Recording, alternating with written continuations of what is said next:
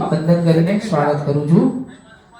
સંબંધોના ઝરૂખે આજે લાગણીઓના ફૂલ ખીલ્યા છે. સંબંધોના ઝરૂખે આજે લાગણીઓના ફૂલ ખીલ્યા છે. આંગળીઓને વેડે ગણાય એવો સ્વજનોનો અમૂલ મળ્યા છે. ભર ઉનાળામાં પણ ભીજવી દે સ્નેહથી તેથી ગૂંથાયેલા લોકો અનમોલ મળ્યા છે. શબ્દ બે છે, સ્નેહ અને મિલન. સ્નેહ એટલે પ્રેમ અને મિલન એટલે મળવું. સ્નેહ મિલન પ્રેમથી મળવું કે પ્રેમ હોય એને મળવું. તો પધારેલ સૌ મિત્રો, સ્વજનો, વડીલો સૌનું સ્નેહથી સર્વાણીથી હાર્દિક સ્વાગત કરું છું.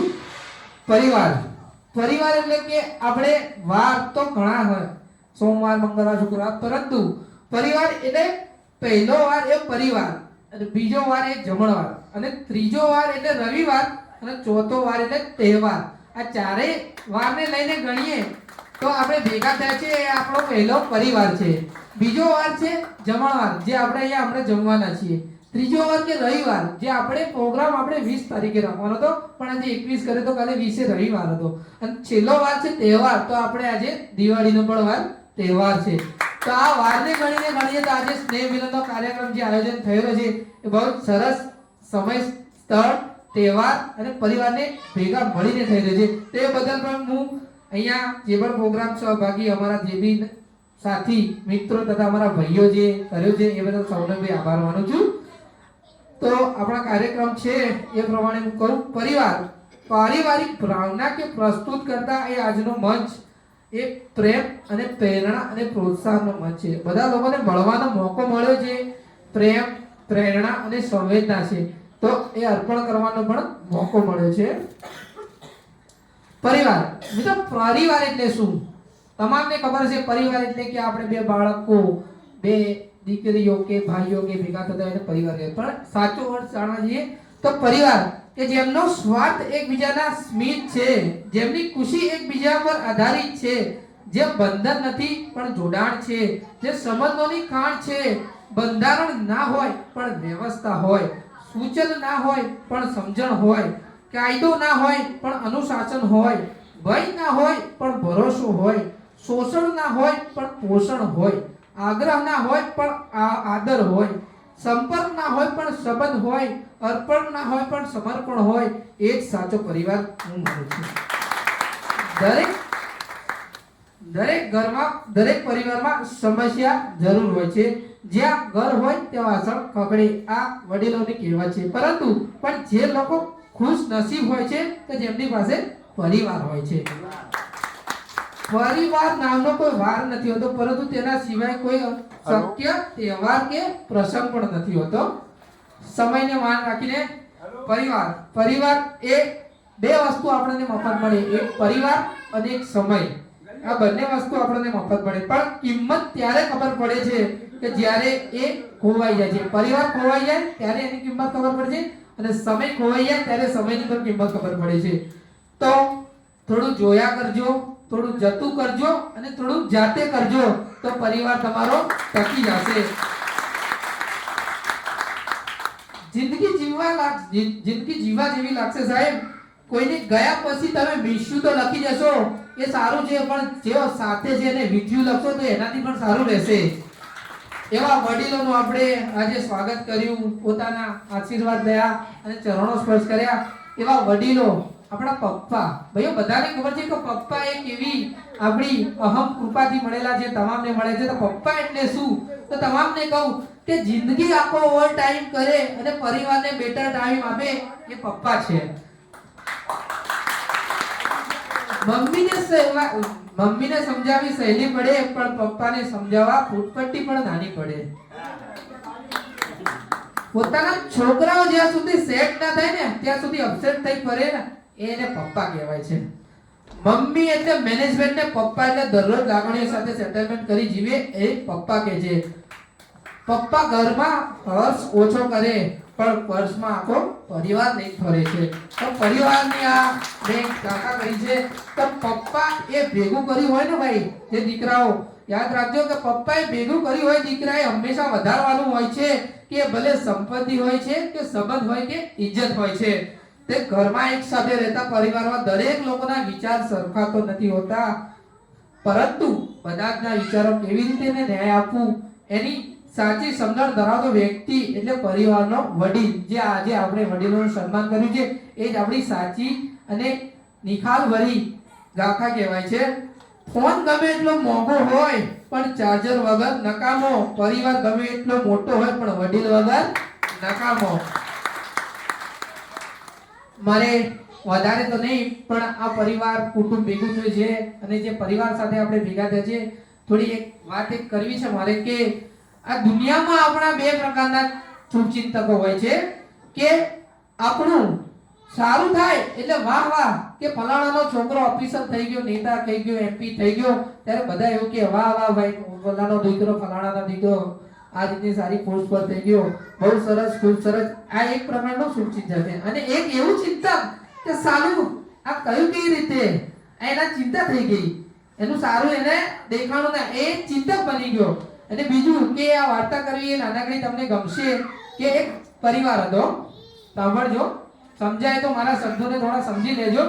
જીવનમાં બહુ અમૂલ્ય વાત છે કે સમજ્યા પછી તમને મારા શબ્દ પર ભાવ જોવા મળે તો સમજજો. એક નાનકડો પરિવાર આપણા જેવો જ હતો. પરિવારમાં એક દાદી, એની વહુ, એની દીકરી, એક છોકરો, એના પપ્પા અને એના દાદા. એમાં રસોડામાં કામ ચાલતું હશે અને દાદી, દીદી અને એના વહુ કામ કરતા હશે અને એના પપ્પા અને છોકરો અને દાદા હોલમાં બેઠા હશે, ચાકુને વાંચતા હશે. ફડાક લઈને એક અવાજ આવ્યો, બરણી રસોડામાંથી ફૂટી. બરણી રસોડામાંથી ફૂટી, તરત એકદમ સાયલેન્ટ, કોઈ અવાજ નહીં, કોઈ ના બોલે, ફેમિલીમાં કોઈ અવાજ આવ્યો. તરત જ એના છોકરાએ કીધું કે પપ્પા બરણી ફૂટી, નક્કી બરણી મારી મમ્મીથી ફૂટી. છોકરો કે નક્કી મમ્મીના હાથે ફૂટી. છોકરાના પપ્પા કે આવું કે રીતે કહી શકે તું કે બરણી નક્કી તારા મમ્મીથી જ ફૂટી? તે દાદા કે સમજાવ તારા બાપને કઈ રીતે પડી. તે કે પપ્પા તમને શંકા હોય તો જાઓ જઈને જોઈ આવો રસોડામાં, નક્કી બરણી મારા મમ્મીથી ફૂટી. કેમ? તો કે ઓકે. તો એના પપ્પા ગયા રસોડામાં, જોયું બરણી તૂટી ગઈ. નક્કી એ હતું કે બરણી તૂટી ગઈ. પાછા આવી ગયા, શાંતિથી બેસી ગયા, બોલ્યા ચાલ્યા વગર છાપું વાંચવા લાગ્યા. તો એના પપ્પાને એને પૂછ્યું છોકરાએ કે પપ્પા શું થયું? કે ભાઈ રવા દે ને. ના ના કોને પપ્પા સાચું કહો, શું કોણ થયું? કે બરણી કોનાથી ફૂટી? તો કે તને એ કેવી રીતના ખબર પડી કે બરણી તારી મમ્મીથી જ ફૂટી હશે? તો છોકરાએ કીધું કે જો બાથી ફૂટી હોત, જો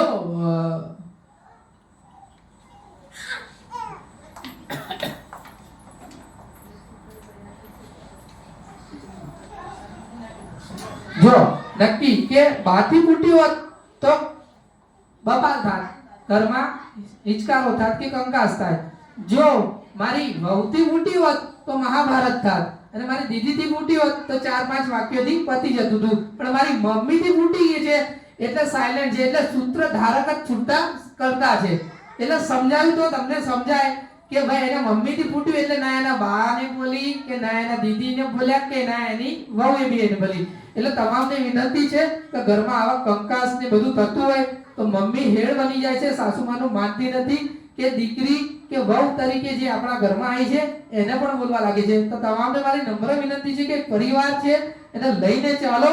તમે તમારા કુટુંબ સાથે, તમારા ફેમિલી સાથે, નાનું મોટું બધું છે, પરિવાર છે ત્યારે બધું શક્ય છે. તો આના વિશે મારે વાત કરતા કેવું છે કે બધા ખોટું ના લગાડતા, પણ તમારા બચ્ચાઓ અથવા સાચી અર્થ દિશામાં લઈ જવા હોય તો દયા કરજો, જીવા બાય બનજો પણ જીઓ બાય ના બનતા. 12 વાગ્યા પહેલા 1 GB નેટ પૂરી કરી દેશો એ જીઓ બાય છે. જો એવા બનજો તો તમે 2 કલાક જો ઓનલાઈન રહેશો તો તમારો બાળક ચોક્કસ આઉટલાઈન જશે ને જશે, જો તમે ઓનલાઈન રહેશો તો તમામને વિનંતી છે પરિવાર સાથે આપણે જેવી સંગાત, સમય અને બેસીને અને જોઈન્ટ ફેમિલી રહીએ એમાં જ આપણો સાચો પરિવાર છે. બોલો સ્વીકાર કરશો કે નહીં? પરિવાર ટકે કે ના ટકે? સ્માઈલ આપો તો પરિવાર ટકે કે ના ટકે? પૂછો કે પરિવાર ધારવાનું બંધ કરો અને પૂછવાનું ચાલુ કરો તો પરિવાર ટકે કે ના ટકે? એના ઘરે એક વાત કહું કે હૃદયમાં ભાવ હશે તો નહીં તૂટે, હૃદયમાં તમે રાખી મૂકશો કે એ એક વસ્તુ કે એને મને આ કીધું તું હજુ મને યાદ છે, આવી બધી વાતો લઈને બેસશો તો ચોક્કસ પરિવાર તૂટશે પણ ટકશે નહીં. તો પરિવારને ટકાવવા ખાસ કહું કે મેં આગળ બી કીધું કે થોડું જતું કરજો, થોડું જોયા કરજો અને થોડું જાતે કરજો તો ચોક્કસ તમારો પરિવાર ટકી રહેશે. દેરાણી હોય, જેઠાણી હોય, વહુ હોય કે સાસુ હોય કે ભાઈ હોય, આ દરેકને લાગે વળગે છે કે ભાઈને અત્યારે બોલાવો ના બોલાવો થઈ રહ્યા છે, વહુ દેરાણીને બનતું નથી, જેઠાણીને બનતું નથી. પણ આ બધું ટકાવવા માટે બસ તમારે 30 સેકન્ડની ગેપ રાખવાની છે. સામેવાળાનો જવાબ તમે 30 સેકન્ડ ચૂકી જશો તો તમારો પરિવાર ટકી જશે. જો સામે તમે 30 સેકન્ડ જો જવાબ તરત આપશો તો પરિવાર તમારો ટકશે નહીં. તો તમામને અપીલ ને નમ્ર વિનંતી છે કે આપણે અહીંયા આટલે બધા જડ્યા છે, આપણો જહાબા પરિવાર ફેમિલી આપણે ભેગા થયા છે, એવો અવસર મળ્યો છે કે આજે આટલી ઉંમર મળી છે, આપણને 25-30 વર્ષના થયા છે, રોજગાર મળી ગઈ છે, રોટી મળી ગઈ છે, મકાન મળી ગયું છે, ગાડી મળી ગઈ છે. એ બધો આપણો વડીલોનો હાથ છે, આપણા પપ્પાનો હાથ છે. અને આજે જે કિસ્સા, સારા કપડા, સારા પર્સ છે ભાઈને ફરીએ છે, આપણી વાઈફને ખુશ રાખીએ છીએ, આપણા વાઈફના દાગીના લાગી ગઈએ તો બી આપણે એમ કહીએ છીએ મમ્મી તને ખબર ના પડે, પપ્પા તને ખબર ના પડે. અરે ભાઈ ખબર નહીં પડતા તારા તું મોટો થયો છે ને ખબર નહીં પડતી વહુ તારા મારા દીકરાની વહુ તને બનાવી છે, ના ખબર પડતી હોત તો તને વહુ તરીકે લાવ્યા ના હોત. તો તમામને વિનંતી છે કે આજે બધાય આપણે ભેગા થયા છે, બેટીને સૌ બધી બી આજ દિન સુધી જે ભૂલ થઈ હોય બધાને ભૂલીને એકબીજાને વાત ભરાઈએ. ભાઈ હોય કે ભાઈ હોય, બેન હોય કે બેન હોય કે સાસુ હોય કે વહુ હોય, સાસુને વહુ દીકરી જેમ રાખે અને નણંદના દીકરી નણંદ અને ભાભી બે બેન થઈને બને. અને વડીલોનું માન દઈને બધા હૃદયથી સ્વીકારી લો કે આ મારો ભાઈ છે, મારી બેન છે અને આ જિંદગી પર અમારા આપણા જ રહે. જો ભાઈ પરિવાર છે તો બધું છે, બીજો કોઈ નહીં આવી શકે તમારી સાથે, તમારી પડકે. મારા જોડે એવી ઘણી બધી પરિસ્થિતિઓ આવી ગઈ છે અને મારા જોડે મારો પરિવાર ઉભો હતો ને ત્યારે જ હું અત્યારે અહીંયા ઉભો છું. તો તમામને ખબર છે કે મારી પરિસ્થિતિ પણ કપડી હતી, હું બી જે પરિસ્થિતિમાં હલવાણો હતો, જે પરિસ્થિતિમાંથી બહાર આવ્યો છું ત્યારે મેં એક જ વખત મારા પપ્પા મારી સાથે પાટણ આવ્યા હતા અને હું પરિસ્થિતિ હલવાણો હતો. એ એક સમય મને યાદ છે, રાત્રે 10 વાગ્યા હતા, મારા ફાધર મારા ત્યાં આવ્યા હતા અને મારી પરિસ્થિતિ એવી હતી, હું ડિપ્રેશનમાં હતો. એવી પરિસ્થિતિ હતી કે હું બધું કામ ભૂલી ગયો. મારી 2.5 વર્ષની બેબીને હું યાદ નતો કરતો અને એક રૂમમાં પૂરાઈ ગયો. પણ જે પરિવાર સાથે મારા પપ્પા આયા અને મારા પપ્પા સાથે મેં એક હક કરીને બધી જો વાત ભરાઈને બધું મારું દૂર થઈ ગયું અને બધી રીતે આજ સાજો છું અને પરિવાર સાથે છું. તો આપણે કોઈને ખોવા નથી માંગતા, કોઈને જુદા પડવા નથી માંગતા, પરિવાર સાથે રહેવા માંગે છે. તો તમામને વિનંતી, ચડતી આવશે, પડતી આવશે, ભાઈબંધો મળશે, નશાવાળા મળશે, ગમે તે મળશે, બહુ મોટા હોદ્દા પર બી પડી જશું પણ પરિવાર નહીં મળે. તો દિલથી તમામને નમ્ર વિનંતી કરું છું કે બધા એકબીજા ભાઈઓ હોય, દાદા હોય, પાપા હોય, કદી તમે તમારે પગે લાગ્યા હશો પણ કદી કોઈ દયા બાથ નહીં ભરાઈ હોય, કદી તમે હક્ષ નહીં કરી હોય. તો આજે બધાને એક મોકો મળે છે, પરિવાર સાથે બેઠા છે, આપણે બધા એકબીજાને બક્ષ કરીશું. એ ભલે બાપા હોય, કાકા હોય, ભાઈ હોય, કાકી હોય, બેન હોય, દીકરી હોય, બધા જ મારો એક નમ્ર અપીલ છે કે બધા જ મળતી થાવ, બધા જ એકબીજાના ભલે આંસુ આવી જાય પણ એ ખુશીના આંસુ રહેશે, પણ બધા એક વાર હૃદયથી બધાને ભેટી જજો. છેલ્લે વારે એક વાત કહેવી છે તમને કે પથ્થર ત્યાં સુધી સલામત છે કે જ્યાં સુધી પહાડ સાથે જોડાયેલો છે, પાંદડા ત્યાં સુધી સલામત છે જ્યાં સુધી ઝાડ સાથે જોડાયેલો છે, વ્યક્તિ પણ ત્યાં સુધી સલામત છે જ્યારે પરિવાર સાથે જોડાયેલો છે. મિત્ર પરિવારથી અલગ તો થઈ આઝાદી તો તમને મળી જશે પણ સંસ્કાર નહીં મળે. મિત્રો તમારી મહાનતા ત્યારે જ છે કે જ્યારે સમૂહ પરિવાર સાથે તમે રહો અને એકતાથી તમામ સાથે બેસી જમી બોલી ચાલી કે કોઈ પણ કાર્ય કરવામાં જાઓ તો તમે પહેલા એમની સહમતિથી કરો તો ચોક્કસ સફળ થશે. બસ મારી વાણીને અત્યારે વિરામ કરું છું. જો મારાથી વધારે બોલાઈ ગઈ હોય તો માફ કરી દેજો પણ મારા આ શબ્દોને પકડી લેજો. તમામ બધું ભૂલી અને આજે ભેગા થયા છે અને પરિવારને ટકાવવા અને પરિવારને ટકી રાખવા માંગતા હોય તો મારી એક વાત યાદ રાખજો, થોડું જતું કરજો, થોડું જોયા કરજો અને થોડું જાતે કરજો. ખૂબ ખૂબ આભાર.